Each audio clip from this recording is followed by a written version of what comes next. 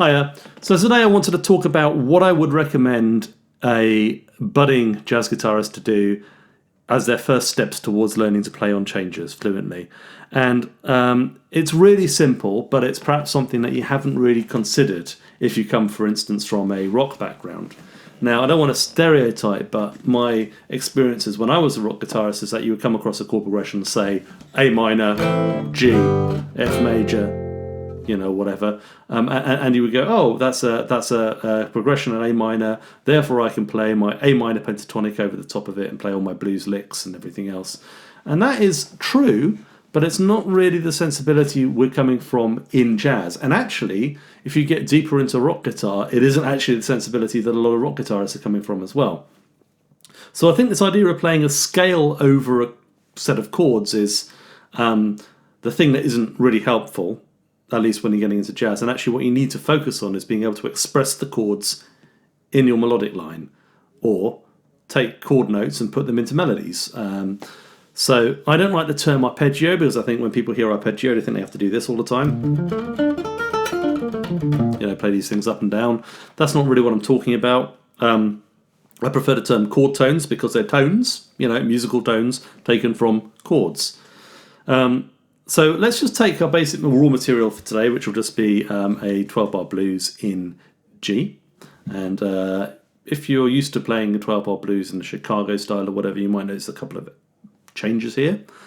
Big one is we've got, the big ones, we have an E7 in bar 8, which sets up the A minor D7. That's different. I think in most Chicago blues chord progressions you play D, C, G, but in a jazz blues chord progression you generally have A minor D7, so it's like a 2-5-1, A minor 7 D7, right? And so that's going to be our basic chord progression. Now, this is something you can obviously comp, perhaps using shell voicings, for instance. I have a video somewhere in my channel about shell voicings if you want to check that out. But we're going to talk specifically about creating soloing lines on this. So the very first step you're going to take is you're going to take each of these chords and just play them as a very simple standard bar chord. And for the moment, I'm going to ignore all the sevens. So they're just going to be either major or minor. So it's G major, C major, G major, 2, 3, 4, 1, 2, 3, 4, C major. You can play them wherever you like, really. In fact, I'd suggest doing them in a few different places. G, and then E7. I'm going to play E major. I'm going to play instead of the E7 just here, and that's like a C shape. Might be a little less familiar. The reason why I'm doing it like that is because I don't want to move around too much. Okay, A minor, standard bar shape, and then D7 maybe like this, or better, let's make it D major like that. Then G. Okay, it doesn't really matter too much which chord shapes you use. I would suggest using lots of different ones to become flexible. Okay, how are we going to do this in terms of making it into a melody? Well, it's very simple. We're just going to take these notes from the chords, and we're not even going to think about, doing proper arpeggio positions or whatever. We're just literally going to take notes out of the shape. So for the G, so that's actually just me playing individual notes. Sorry, my A's a little flat. You can see that, right? So that's just like, hopefully, that's the grip, and then I'm just playing individual notes using whatever fingering helps me separate the notes out and make them sound more like melodies and like chords, or this kind of thing, which you don't want so much. This is a great exercise for a couple of. It looks very easy, but actually it's surprisingly tricky if you haven't done this before. Because we're looking at this chord no longer as a grip, no longer as a thing that you remember to do kinesthetically. I'm going to put my first finger there and then bung my other fingers down, and we've got a bar chord, which is how I learned it. I don't know about you. But actually we're starting to think about where the individual notes are, not necessarily giving them names, but thinking about where the notes, you could do it with one finger like this, right? Thinking about where the notes are on the neck, and then being able to access them in different ways. So, the same thing is like you want to be able to play different fingerings for the same shape, right? Or you could play like this, or you could play like, 4-note fingerings. But these all might have different fingerings from the standard bar chord. This is really good for your flexibility. We do the same thing for a C bar chord. G. So actually, sorry, that note isn't in the shape, so we're not going to play it. Okay, C. Then G. E. Remember using that shape?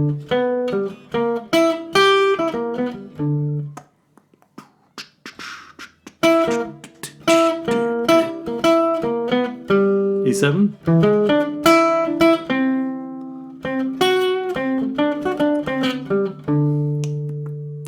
Okay, very, very simple, but hopefully you can hear that starting to sound like something. And the thing that makes it sound like something is the rhythm.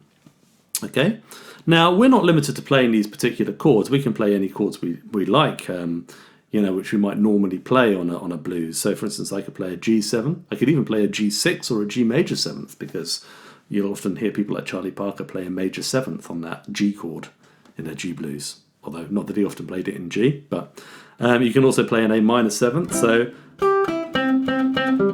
if this is a shape for an A minor 7,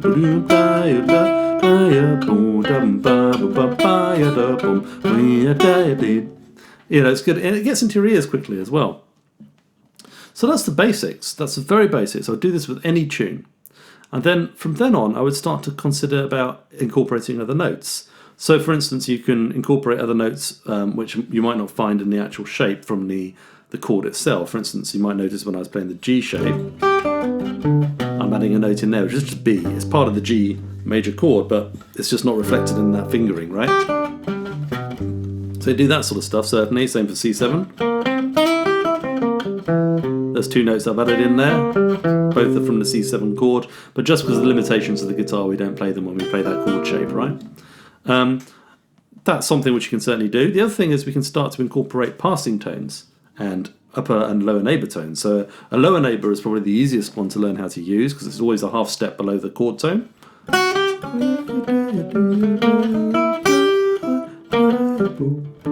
So it sounds very old school, right?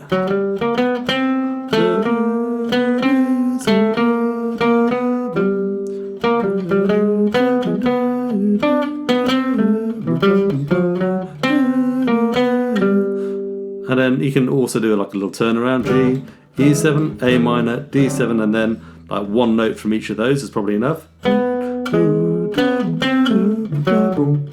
that'll give you the turnaround, right?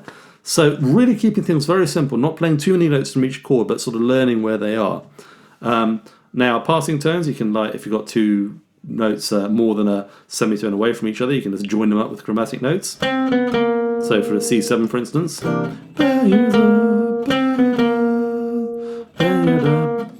or for the G major. If I'm playing a G6, I might use this note.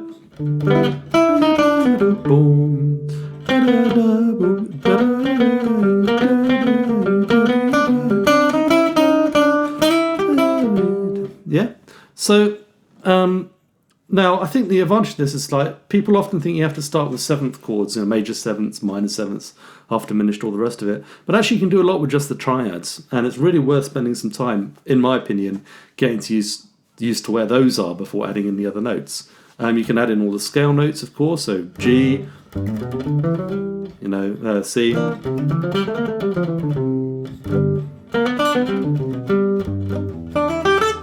C7,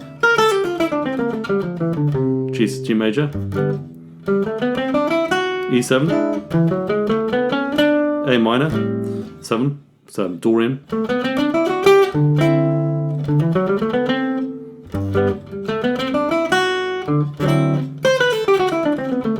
and of course you turn that G into a dominant 7th as well.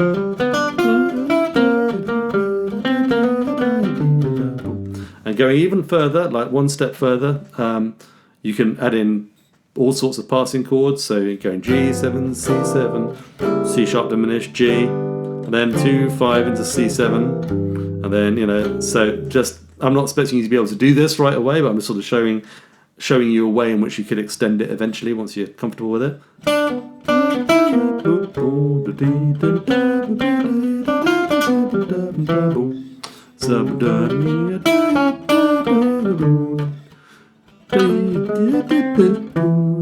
Like tritone sub. Okay, so there's a long way you can go with this, right? But start with these chord tones and just get them absolutely dialed in, and that's a fantastic way to start playing changes. Or I could even say that's a fantastic way to start playing changes. Thanks so much for watching. Let me know if you have any questions below. I hope I made that reasonably clear. See you next time.